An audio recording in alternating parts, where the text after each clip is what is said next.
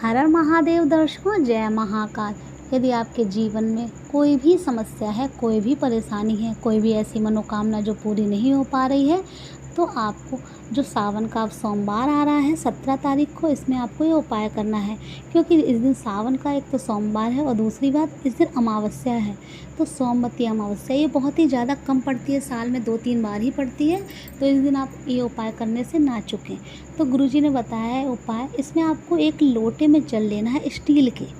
ध्यान रखिए, आपको स्टील के लोटे में जल लेना है और उस लोटे को अपने किचन से ही भरना है। और उसमें आपको डालना है गाय का कच्चा दूध और लेने हैं 11 तिल, काले का जो तिल होते हैं 11 काले तिल लेने हैं। और ये सब सामग्री लेकर आपको जाना है पीपल के पेड़ के पास। वहाँ जाकर आपने जो जल में दूध मिलाया है वो लोटा रखना है और वहीं पीपल वृक्ष के पास आपको एक एक करके जो काला तिल आपको लेकर गए हैं वो एक एक करके आपको इसी जल में डाल देना है।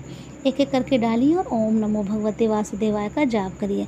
इस तरीके से आपको 11 बार आपको जाप करना है। एक एक तिल डालना है और ओम नमो भगवते वासुदेवाय बोलना है। उसके बाद आपको पीपल वृक्ष की जड़ में वो जो जल है वो आधा जल समर्पित कर देना है, यानी चढ़ा देना है आपको आधा जल। ओम नमो भगवते वासुदेवाय का लगातार स्मरण करते हुए आपको आधा जल चढ़ा देना है पीपल वृक्ष पर। अब जो आधा जल बचा हुआ है उसे आपको लेकर शिव मंदिर जाना है।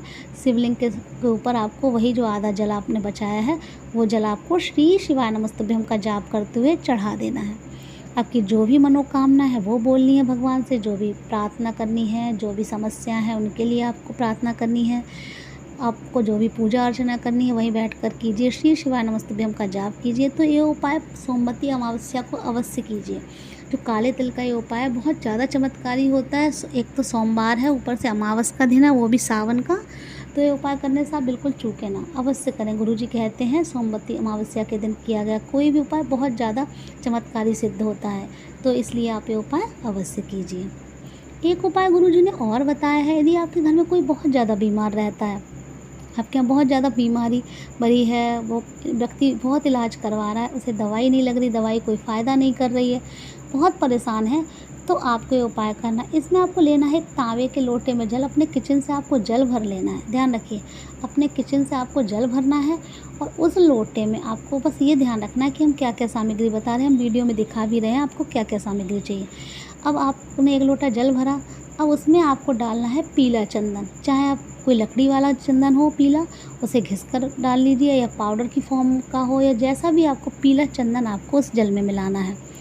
और आपको काली मिर्चें मिलानी है, 2 या 5 या 7, जो भी काली मिर्चें उन्हें पीस कर आपको इस जल में मिलाना है। अब क्या हो गया, आपने पीला चंदन मिला लिया, काली मिर्च मिला ली। उसके बाद आपको 7 बेलपत्र आपको 7 बेलपत्र मिलानी है इसी जल में।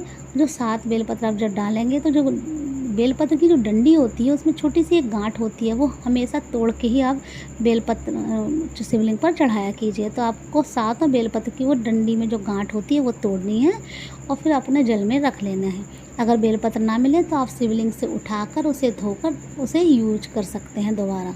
अब आपने 7 बेलपत्र डाली। उसके बाद 7 आपको किसी भी वृक्ष की, किसी भी पेड़ की पत्तियाँ चाहिए, चाहे वो नीम का पेड़ हो, आक का पेड़ हो, पीपल का पेड़ हो, या जो भी आपके आसपास पेड़ हो, उसकी 7 पत्तियाँ आप ले लीजिए और वो भी आपको इसी जल में मिलाना है और फिर जाना है शिव मंदिर। लेकिन जाने से पहले आपको क्या करना है, जब आपने ये सब मिला लिया उसके बाद आपको ये लोटा लेकर पूरे घर में घूमना है, अपने घर के कोनों में, अपने घर के कमरों में घूमना है। और जो व्यक्ति बहुत बीमार रहता है वो उस व्यक्ति को स्पर्श करा देना है। ये जो लोटा है आपके हाथ में जिसमें आपने सारी सामग्री डाली है वो स्पर्श करा देना है। फिर आपको शिव मंदिर जाना है। यदि व्यक्ति चल सकता है, उठ सकता है, तो आप उस व्यक्ति को भी ले जा सकते हैं, आप वो अपने हाथों से जल समर्पित कर दे। यदि नहीं जा सकता तो आप उसे बस स्पर्श करा दीजिए और जाइए शिव मंदिर। ये जो उपाय है, ये उपाय आप सुबह से शाम तक किसी भी समय कर सकते हैं। और जो पहला वाला उपाय हमने आपको बताया था पीपल के वृक्ष में जो आपको जल चढ़ाना था, वो आप सूर्यास्त से पहले पहले करना है आपको। और आप गए मंदिर, वहाँ जाकर आपको श्री शिवाय नमस्तुभ्यम करके ये जो जल है जिसमें आपने सारी सामग्री डाली है वो आपको चढ़ा देनी है। जो व्यक्ति बीमार है उसके लिए नाम बोलना है, गोत्र बोलना है और आपको वो चढ़ा देना है जल। और जो भी सामग्री है वो निकाल कर आपको शिवलिंग के ऊपर समर्पित कर देनी है, अगर वो लोटे में रह जाए। सारी सामग्री समझ, फिर उसके बाद थोड़ा-सा जल आपको बचा लेना है। ध्यान रखिए उस जल लोटे में आपको थोड़ा-सा जल बचाकर आप जब जो मंदिर की चौखट होती है वहाँ वो जल समर्पित कर देना है। जब वो चौखट पर आप जब जल समर्पित करें तब आप भगवान से प्रार्थना करें उस व्यक्ति के लिए, जो भी आपकी दिक्कत परेशानी है वो भी आप उससे बोलें। अब ये उपाय जो दोनों हैं वो आप ज़रूर कीजिए सोमवती अमावस्या के दिन। देखिएगा आपको जो भी समस्या है, जो भी कष्ट है, जो भी तकलीफ़ है वो अवश्य समाप्त हो जाएंगे।